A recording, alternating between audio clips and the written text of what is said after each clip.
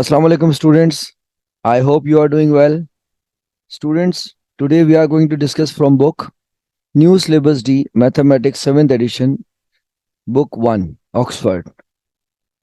और इस बुक में से आज हम चैप्टर नंबर 10 जो कि हमारी एक कंटिन्यूशन है प्रीवियस वीडियो से लिंक करता है जो हमने चैप्टर नंबर 10 की एक्सरसाइज 10A पहले करी फिर 10B करी। तो आज हम क्वेश्चन नंबर 5 को डिस्कस करते हैं एक्सरसाइज 10B के अंदर। Question number 5 is on your screen. Just have a look. They are saying in each of the following figures, AB is parallel to CD. This is the symbol of parallel. Find the value of the unknown. So we have A, B and C parts. So let's begin to discuss about some parts. So students अपने stationery box और अपनी notebook को ready कर लीजिए और आपके लिए surprise है, आज की वीडियो को एंड तक देखिएगा। इसमें मैंने आपके लिए एक बेहतरीन सी रिडल का इंतखाब किया है। तो देखते हैं आज मैथमेटिशियन ऑफ द डे और इस रिडल का मास्टर माइंड कौन है। Let's begin.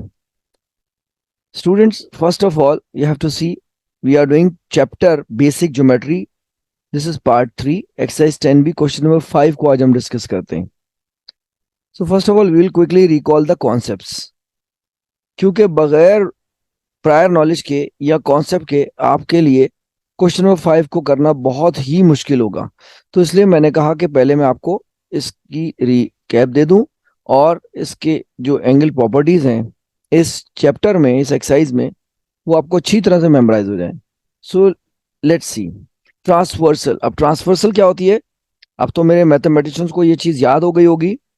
वो लाइन जो दो पैरेलल लाइन को कट कर रही हो एक खास पैटर्न पर, और जो उस पैटर्न पे बनने के बाद एंगल्स बन रहे हो, तो वो लाइन क्या कहलाती है? This is called transversal, right. ये ट्रांसवर्सल लाइन है।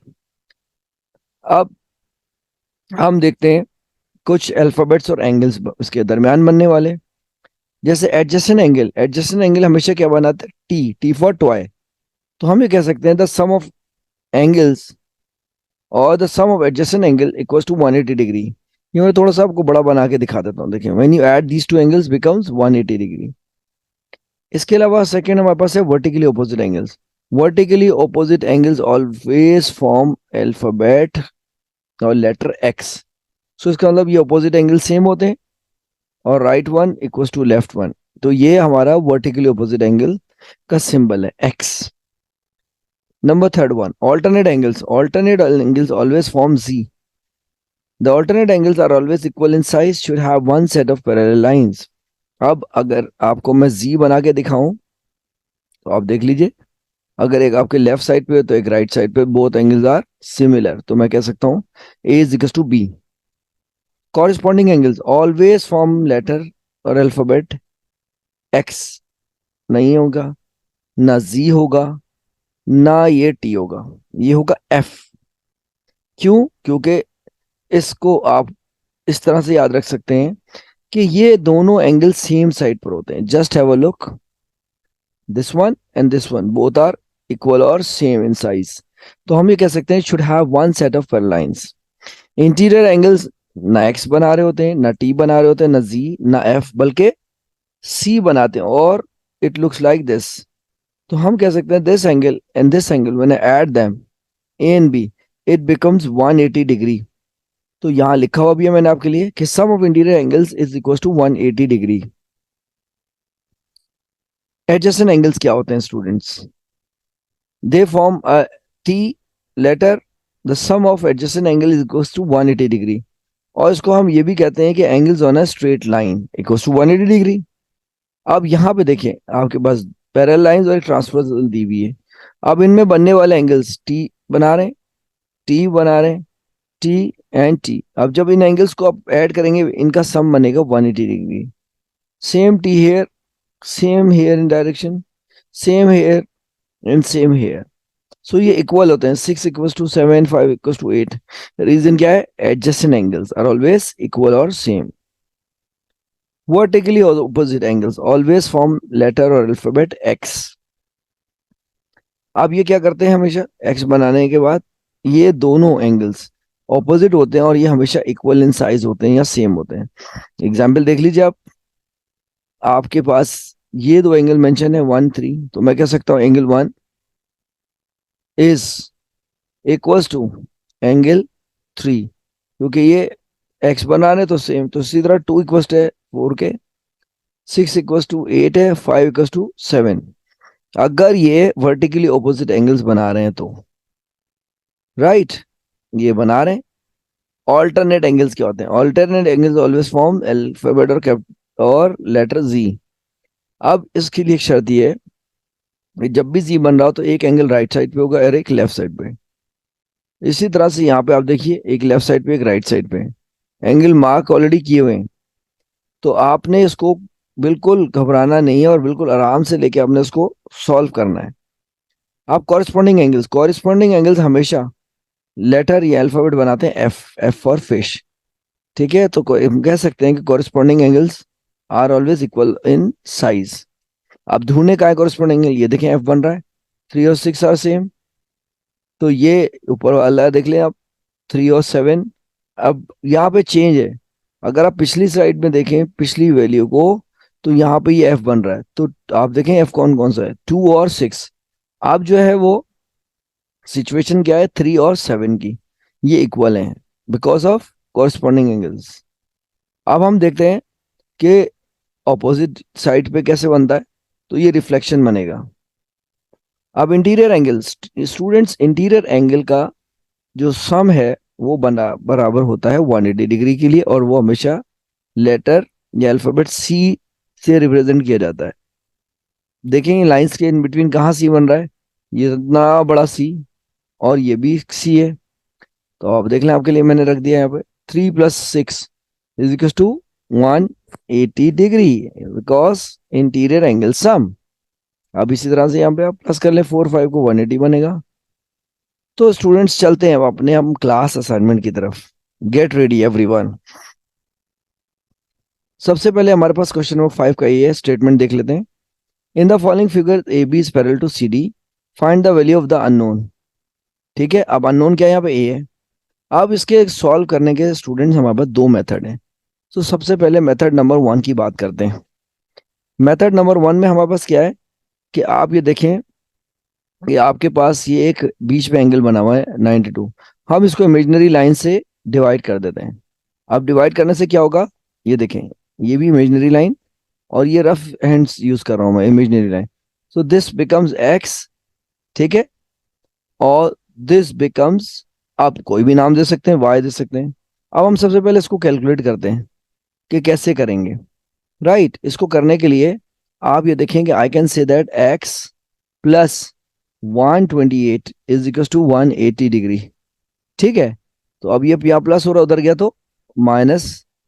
अब आप इसको माइनस कर दीजिए, तो आपके पास जो एंगल आया वो एंगल आएगा आपके पास एक्स, ठीक है, और वो है 52 डिग्री। अब ये वाला एंगल आ गया आपके पास 52 डिग्री, तो मैं यहाँ लिख देता हूँ। अगर देखिए गौर से, ये जी बन रहा है, इफ इट इज 52, मैं इरेज कर देता हूँ थोड़ा सा, आपको क्लियर नजर आएगा ये वाला। अब मैं यहाँ दोबारा इसको लिख देता हूँ। अब अगर यहाँ आप देखें, ये 52 डिग्री है, और इसको मैंने कहा x is equal to, right, अगर ये 52 है तो दिस पार्ट इज ऑल्सो 52, और टोटल हमारे पास कितना है 90। 90 में से 52 माइनस कर दीजिए, तो आपके पास बचा क्या है स्टूडेंट्स, 40 डिग्री। अब 40 डिग्री के लिए आपको ये करना पड़ेगा, इसका मतलब ये 40 डिग्री है तो वो भी 40 है। तो आप कह सकते हैं कि y plus a is equal to 180 degree. Reason, क्या रीजन है इसका, ये एडजस्टेंट एंगल भी कहलाता है, तो आप ए शॉर्ट लिख सकते हैं एडजस्टेंट एंगल्स। अब आपके पास वैल्यू दी हुई है 40 plus a is equal to 180 degree, right. अब उसके बाद आप यहां से निकाल लीजिए ए की वैल्यू, 180 माइनस 40 डिग्री, तो आपके पास वैल्यू क्या है ए की, 140 डिग्री, राइट। सो ये बहुत इंटरेस्टिंग एक्सरसाइज है, अगर आप यहाँ कंसंट्रेट कर रहे हो तो आप कैलकुलेट कर सकते हैं इजीली। ये मैंने आपको एक ऑल्टरनेट मेथड बताया, अब इसका एक्चुअल मेथड भी आप देख लेते हैं। तो स्टूडेंट मैं स्टेप बाय स्टेप आपको सिर्फ दिखा रहा हूँ। अब हम यहाँ पे इसकी स्क्रीन करने के बाद आपको यहाँ मैं क्लियर कर देता हूँ ताकि आप इसको अब दूसरे मेथड से समझ सकें. So A plus 92 plus 128 is equal to 360 degree. Reason क्या? आप रीजन देखेंगे कि यहाँ पे दो सेट बन रहे हैं इंटीरियर एंगल के. एक this one A plus 92 and 92 plus 128. But 92 पूरा नहीं है. अब कितना पोर्शन है?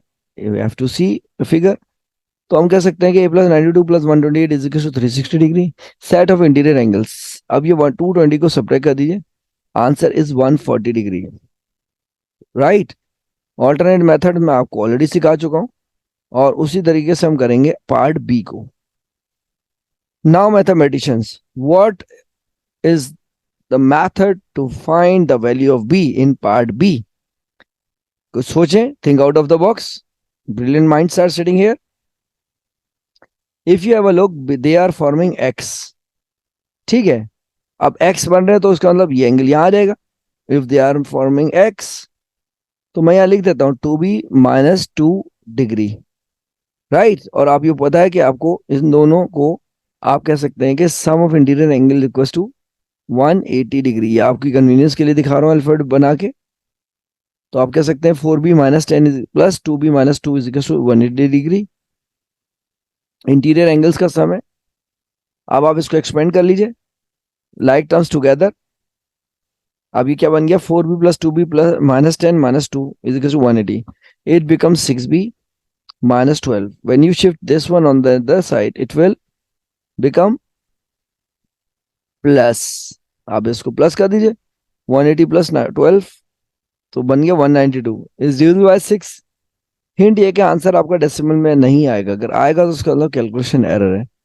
This is we have done question number 5 part b. So simple. अब इसको वेरीफाई कर लेते हैं. इसकी स्टूडेंट जरूरत होती नहीं है. ये सिर्फ आपको सिखाने के लिए कर रहा हूँ कि आप एग्जाम में टेस्ट में कैसे अपने आप को वेरीफाई करेंगे. बहुत आसान है.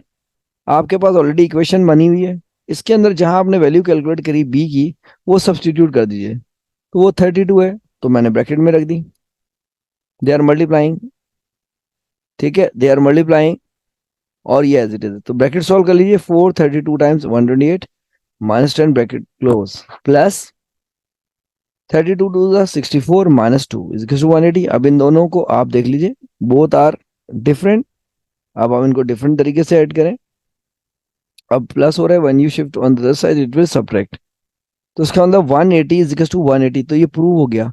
हेंस LHS स्टैंड्स फॉर, बोले, LHS stands for left hand side और ये इक्वल्स हो गया राइट हैंड साइड के. तो मैं कह सकता हूँ LHS is equal to RHS. Proved. तो हमने आज बात करी क्वेश्चन नंबर 4 तो हम ऑलरेडी कर चुके थे. क्वेश्चन नंबर 5 आज हमने डिस्कस किया पार्ट ए और बी को. Get ready student, riddle time. I know कि मेरे मैथमेटिशियंस को बहुत बेचैनी से इंतजार है कि मैं कब रिडल पूछता हूं. तो बस रेडी हो जाइए आप फौरन. Riddle is on your screen now. Think out of the box. और जो भी आपका आंसर हो you have to type your answer in the comment box. What is 13 hearts but no other organs? You have to guess the name of that thing.